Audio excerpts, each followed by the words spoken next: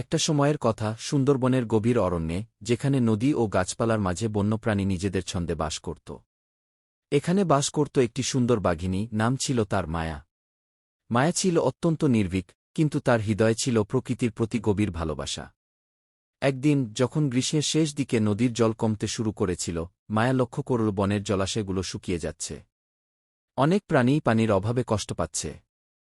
বনের অন্যান্য প্রাণীর মতো মায়াও গভীর অস্বস্তি অনুভব করল। সে জানত, যদি এইভাবে চলতে থাকে বনটির জীববৈচিত্র্য বিপন্ন হবে। তখন মায়া সিদ্ধান্ত নিল, তাকে কিছু করতে হবে। সে বনের সবচেয়ে পুরনো এবং জ্ঞানী প্রাণী, একটি বিশাল অজগরের কাছে গেল, যার নাম ছিল বাসুকি।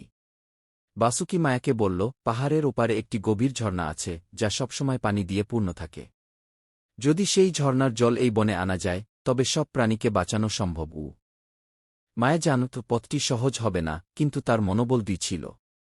সে দিনরাত পথ চলল, অনেক বাধা অতিক্রম করে অবশেষে পৌঁছল ঝর্ণার কাছে।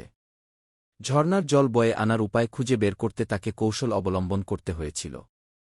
সে মাটি খনন করে নদীর পথকে ঝর্ণার সঙ্গে সংযুক্ত করল, যেন পানি আবারও সুন্দরবনে প্রবাহিত হতে পারে। কিছুদিন পর বনভূমির প্রাণীরা দেখল নদীর পানি ধীরে ধীরে বাড়ছে। মায়ের প্রচেষ্টায় বন আবার সতেজ হল, আর প্রাণীগুলো আনন্দে মেতে উঠল।